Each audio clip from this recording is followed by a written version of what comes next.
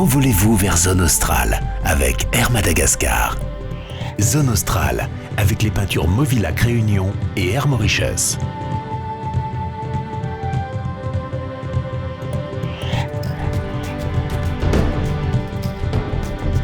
Zone Australe nous fait découvrir, dans l'Est malgache, la région de Antanambe et l'atoll de Hatafan, classé au patrimoine mondial de l'UNESCO. Une pure merveille de la nature à l'état pur. C'est un reportage signé Serge Marisy et Virginie Barret.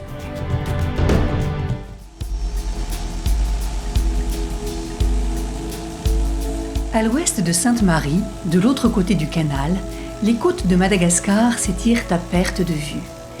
Il faut compter plus de 2 heures pour les rejoindre en bateau.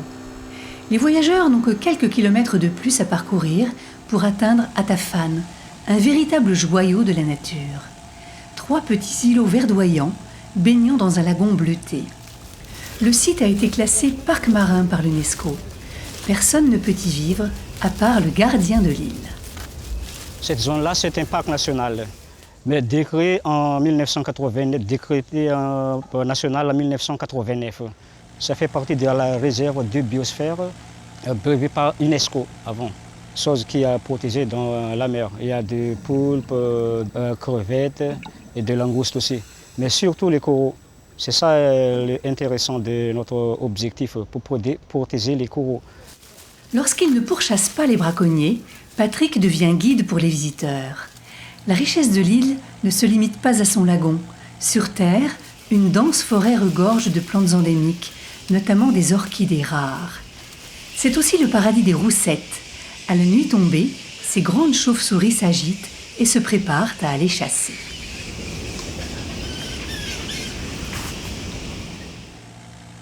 En regagnant la côte, nous rejoignons la commune d'Antanambe. On pourrait presque se passer de mettre un pied à terre. Cette région est cisaillée par de nombreux cours d'eau. Le réseau routier étant très mauvais, ce sont ces fleuves qui servent de voie de circulation. Alors là, on est sur un fleuve de la région d'Antanambe. C'est l'un des fleuves qui borde le village. Et on est sur le fleuve de Manambat. Ce sont des fleuves qui desserrent des villages tout le long là. Et c'est le seul moyen d'accès qu'ils ont. C'est le seul moyen qui permet de désenclaver ces villages-là. Il y a un gros échange de produits comme le girofle, de la vanille, qui transitent par tous ces cours d'eau.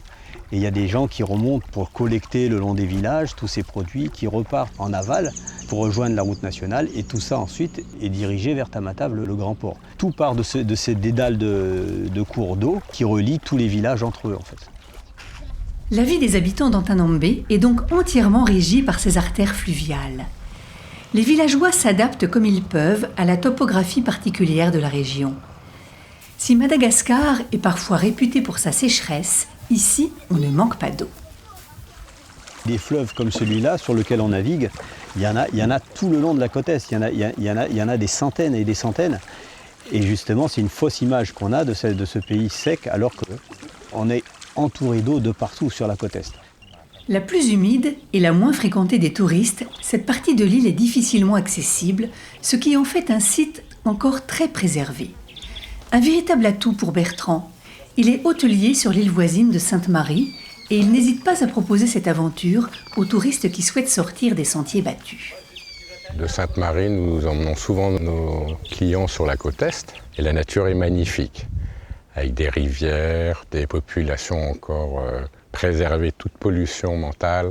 Et ça fait l'occasion d'une découverte sur 2 jours, 3 jours, 4 jours, puisqu'on remonte toute la côte du Girofle, des petites traversées d'1 heure, 1 heure et demie. Quand on a l'occasion de le faire, c'est une expérience unique, quoi.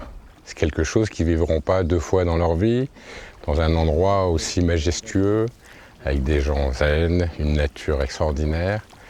Et donc, chaque fois qu'on le propose, c'est banco. Voilà. Bertrand n'a pas eu de mal à convaincre ses clients du moment. Elsie et Frédéric sont venus de La Réunion pour découvrir l'île de Sainte-Marie. Mais ce petit crochet par la Grande Terre n'est pas pour leur déplaire. C'est une immersion dans le vrai Madagascar, loin des clichés et des préjugés.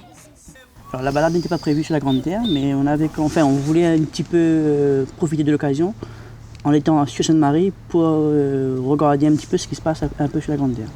Si vous voulez, j'étais un petit peu réticente sur ce pays-là. En le découvrant, je suis émerveillée. Cette nuit, les voyageurs dormiront dans ce petit gîte aux abords du village d'Antanambe. Ancienne employée de la Banque de la Réunion, Céline est venue chercher ici le calme et l'isolement. Voilà 20 ans qu'elle et son mari vivent en paix dans ce lieu qu'ils ne veulent plus quitter.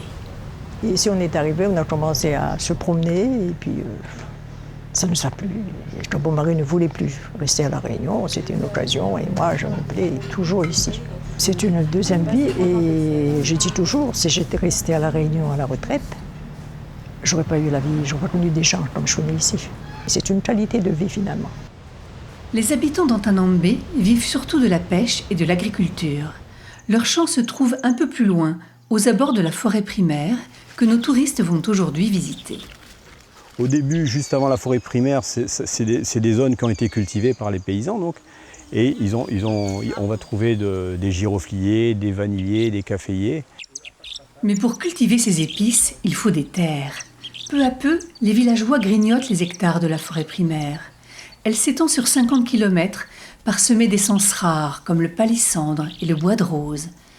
Tous ces hectares sont censés être protégés, mais leur richesse attire les trafiquants. D'année en année, la forêt recule et devient plus inaccessible aux rares visiteurs. Les gens qui viennent aujourd'hui sont des privilégiés parce que dans 10 ans, peut-être ce sera beaucoup plus compliqué. De plus en plus, il faut marcher loin pour pouvoir aller la voir. Tous les ans, ça recule d'1 kilomètre, quoi. Donc tous les ans, dans 10 ans, il va falloir faire 10 km de plus pour la trouver. Chaque fois que les paysans vont venir brûler donc pour agrandir leur culture, ces arbres et cette forêt primaire va disparaître petit à petit. Cette côte de Madagascar ne dévoile ses secrets qu'aux rares aventuriers qui le méritent. Et pour en profiter, il va falloir être rapide. Tous ces trésors naturels ont fini par attirer des convoitises.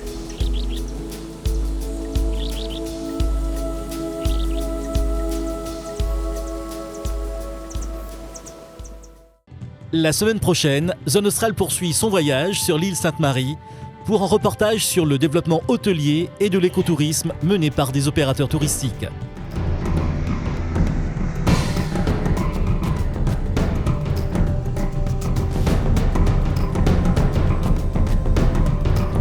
Zone Australe, avec les peintures Movilac Réunion et Air Mauritius. Envolez-vous vers Zone Australe avec Air Madagascar.